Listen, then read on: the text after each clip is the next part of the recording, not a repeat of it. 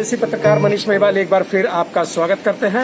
अभी हम पटना के प्रेमचंद रंगशाला में आज जिस विषय पर हमको आपसे बातचीत करना है, जो आपको बताना है, वो ये है कि आज से कुछ दिन पहले पटना में स्मार्ट सिटी, स्वच्छ पटना, साफ पटना के नाम पर करोड़ों अरबों का गेम हुआ। मैं सिर्फ इसे गेम कहता हूं क्योंकि जिन्हें इसका फायदा मिलना चाहिए शायद उन्हें इसका फायदा नहीं मिला। आपको याद होगा, ये जो कोई भी पटना आए होंगे अब देखे होंगे, पटना के हर सड़कों को कलरफुल पेंट किया गया, सुंदर बनाया गया, जहां देखने में अच्छा लगता है। इसी पेंटिंग के दौरान जो इसके एक कलाकार हैं जिनका नाम सत्या है, आज हमारे बीच में है। इनका कहना है कि इन्होंने जो काम किया अपने साथ कम से कम 15-20 बच्चों को लेकर के, कि काम करने के बाद सरकार से जो पैसा आएगा, जो चेक मिलेगा, इन्हें मिलेगा। लेकिन फाइनली हुआ क्या, काम कंप्लीट होने के बाद जिनके अंडर में ये काम कर रहे थे अपने सीनियर के साथ, वो लगभग 13 से 16 लाख का चेक देने के बाद जैसे पेमेंट हुआ, चेक को स्टॉप करवा दिया गया और लगभग आज 6 महीना सालों हो चुका है। बेचारे परेशान है, इतना परेशान है कि इनका कहना है कि भैया अगर कुछ नहीं होगा तो मैं आत्महत्या कर लूंगा। कहाँ है सिस्टम, कहाँ है सरकार, कहाँ है कलाकारों का टीम? आइए हम चलते हैं, इनसे बात करते हैं। सत्या भाई, आपका स्वागत है। आपकी जो स्थिति है मैं जान रहा हूं, लेकिन हमारे दर्शक, पटना के दर्शक, दुनिया के दर्शक नहीं जान रहे हैं। सिंपल, ये सबसे पहले आप बताइए कि ये कहानी क्या है, हुआ कैसे और आपने क्या किया? ये पटना स्मार्ट सिटी और पटना नगर निगम दोनों मिलकर एक पटना को सुंदर बनाने का काम था। मधुबनी पेंटिंग से जो सरकारी दीवार था उसको बनाने का, तो उस पर काम 2018 में दिसंबर में टेंडर निकला था, जिसको विशाल मिश्रा नाम का एक लड़का है जो पटना आर्ट कॉलेज में पढ़ता था, तो मेरे ही कॉलेज में पढ़ता था। वो आपके सीनियर? हाँ, मेरे सीनियर थे। तो उसको वो काम उसको मिला था, वो काम मिला था उसको, तो हम वो हमको बुलाया काम करने के लिए। बुलाया क्या, साथ में रहते थे तो हम भी बोले हम भी करते हैं। बातचीत हुई, बातचीत होने के दौरान एक इलाका वो तो उधर कर ही रहा था, लेकिन हमको एक दूसरा इलाका दिया गया पटना सिटी में। बोला गया कि उधर कोई नहीं कर रहा, वो इलाका तुम देख लो। मतलब तो पटना सेंटर वो खुद डील कर रहे थे और पटना सिटी का एरिया आपको दिया? हाँ, वार्ड नंबर 57 में हम काम करते, वार्ड नंबर 57। हाँ, तो ये लगभग काम 1650 स्क्वायर फीट काम हुआ, जिसमें उसको वो पेमेंट हो गया उस इलाके का। पेमेंट होने के बाद वो हमको पहचानने से इनकार कर रहा है। जब हम बोले कि भैया हमको पैसा चाहिए, तो वो बोला कि हम तुमको नहीं जानते। नहीं जानते तो फिर हम कमिश्नर ऑफिस में कंप्लेंट किए, नगर निगम में, मेरे साथ ऐसा ऐसा दिक्कत आ रहा है सर।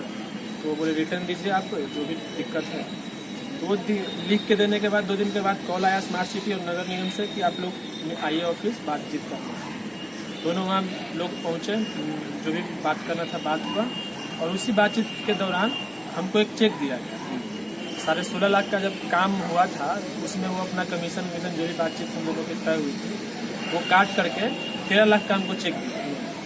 अब वो चेक देने के बाद बोला गया कि अभी पैसा नहीं आया है, तो पैसा आएगा कुछ दिन में तो डाल लेना है, तो आप कैश कर लीजिएगा। हाँ, वो चेक हम लोग रखे हुए थे, और वो जब पैसा आया कुछ 15-20-25 दिन के बाद जब पैसा आया, तो हम लोग जब बैंक में डालने गए तो वो चेक बैंक कर्मी बता रहे हैं कि ये चेक स्टॉप करवा दिया गया।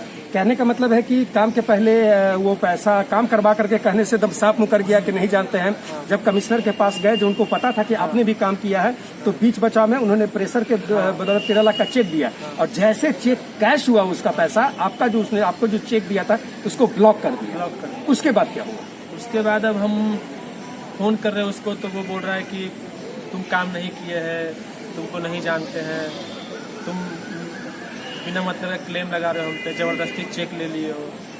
तो ऐसा तो नहीं है, क्योंकि मतलब जबरदस्ती कैसे चेक ले लेगा? जबरदस्ती चेक में साइन कैसे करवा लेगा? जबरदस्ती हम दे लेंगे चेक ना। मेरे साथ एक रेणुजा नंद लड़का है, उसको चेक दिया 3.5 लाख का, और एक मंदिरी का एक आदमी है दिलीप पासवान करके, उसको 10 लाख का चेक दिया था। इन लोगों का चेक मेरे सामने दिया था, और इन लोगों के साथ भी वही समस्या जो मेरे साथ। तो जिस तरह आपका चेक अटका हुआ है, दिलीप पासवान उनका भी चेक अटका हुआ है? उनका भी चेक अटका हुआ है। तो चेक निकालने के लिए अभी तक लगभग साल भर से अधिक हो गया, आपने क्या क्या परिश्रम किया?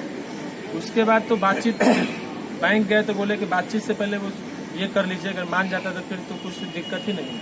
फोन किए, बीच बचाव में इंजीनियर थे रोहित प्रकाश, उनसे बातचीत उन्होंने भी फ़ोन किया कि जो भी मैटर है आप लोग बात कर लीजिए, लेकिन उनका ही बात नहीं सुने।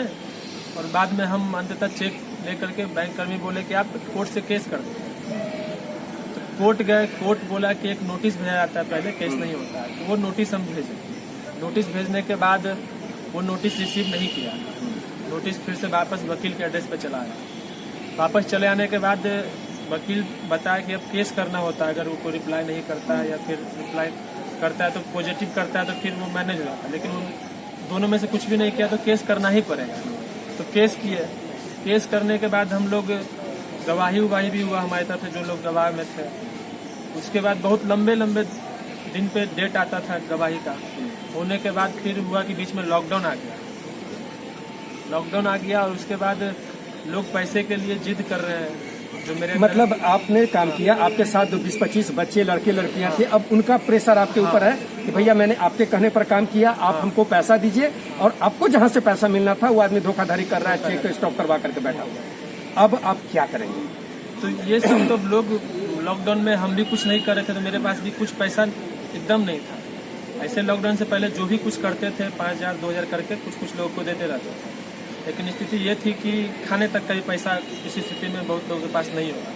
तो वो लड़का लोग मुझे जिद करते थे कि भैया पैसा चाहिए, सत्या पैसा चाहिए। तो उसको देखते हुए हम एक फेसबुक पे पोस्ट डाले उस चेक को लेकर के कि इस पर कोई विचार कीजिए तो मैं आत्महत्या कर दूँ। ये इसलिए डाले थे कि शायद बड़ा तो अमाउंट है ही, क्योंकि जिस तरीके से हमको लोग गाली गलौज कर रहे थे, ये कर रहे थे, ऐसे लोग जानेंगे भी कि हम झूठ नहीं बोल रहे, हमको सच में पेमेंट नहीं हुई। जो लोग मेरे साथ जुड़े हुए थे उनको शायद ये खबर होगी कि हम जानबूझ कर उनके साथ झूठ नहीं, मतलब कुछ लोगों को, जिन बच्चों के साथ आपने, उनको ऐसा लग रहा है कि सत्या भैया झूठ बोल रहे हैं। हाँ, इसलिए हम उसको सोशल मीडिया पे डाले और इसको हम निरंतर लगातार अभी अब क्या कर रहे हैं? क्या सरकार की तरफ से, पुलिस प्रशासन की तरफ से कोई सहयोग, कोई मदद? इसके पहले हम वो कोर्ट जाने से पहले हम थाना भी गए थे। थाना केस देने से इनकार कर दिया, बोले कि कोर्ट देखती है, लेकिन कोर्ट बोलती है कि थाना भी केस लेती है। अच्छा, मतलब यहाँ भी आप फंसे हुए हैं। कोर्ट कह रही है कि थाना में जाइए, थाना कह रही है कोर्ट में जाइए, तो कोर्ट से थाना, थाना से कोर्ट का चक्कर लगा रहे हैं। और ये जिस डिपार्टमेंट से पैसा आया, उन लोगों का क्या कहना है? उन लोगों का कहना है कि हम तो जिसके नाम से टेंडर था उसको पेमेंट कर दिए, हम आपको नहीं जानते। तो धन्यवाद, चीज समझ में आ गई। कहने का मतलब है कि ये भाई बुरी तरह से फंस गए। जिस पर भरोसा करके, विश्वास करके 15-20 बच्चों के साथ इन्होंने पटना को सुंदर बनाने का काम किया, वहां इन्हें धोखा मिला। अब ये कोर्ट के चक्कर लगा रहे हैं, पुलिस थाने के चक्कर लगा रहे हैं। जिस एरिया में काम किया वहां का थानेदार केस लेने को तैयार नहीं है, एफआईआर करने को तैयार नहीं है, और कोर्ट का प्रक्रिया आपको मालूम है। इस तरह के छोटे छोटे कामों में महीनों, सालों, बरसों लग जाते हैं।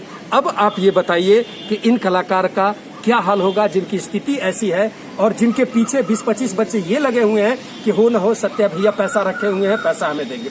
ये सोचने वाली बात है, समझने वाली बात है। और मैं सरकार से निवेदन करूंगा, गुजारिश करूंगा, कृपया आगे आएं और इस विषय पर एक्टिव होकर के कुछ करे। अन्यथा इस तरह जो आपको पटना के सुंदर बनाने के लिए जो कलाकार, आपके लिए अच्छा करने के लिए जो कलाकार आगे बढ़ते हैं और इस तरह फंस जाते हैं, उनका भविष्य क्या होगा? अभी इसने कहा कि मैं आत्महत्या कर लूंगा। कल को अगर ये आत्महत्या कर लेता है तो सरकार अपना मुंह किसे दिखाएगी? आपके सामने बात है, सोशल मीडिया पर पहले भी बात आ चुकी है। आज एक बार फिर मैं देसी पत्रकार मनीष महिवाल के माध्यम से ये बात दुनिया को बताना चाहता हूँ, खासकर कला संस्कृति डिपार्टमेंट को बताना चाहता हूँ, नीतीश कुमार जी को बताना चाहता हूँ कि बिहार में कलाकारों की क्या स्थिति है। आप देख रहे हैं, समझ रहे हैं, उसमें से इस तरह का छोटा छोटा समस्या आता है। अगर इसका भी आप समाधान नहीं करते हैं तो पता नहीं बिहार में कलाकारों की क्या स्थिति रहेगी। जो बताना था, जो समझाना था, मैंने समझाने की कोशिश की। आशा करते हैं कि आम जनता, सरकार, मुख्यमंत्री, कला संस्कृति विभाग के लोग इस पर ध्यान देंगे, सोचेंगे। धन्यवाद। देखते रहे देसी पत्रकार मनीष महिवाल।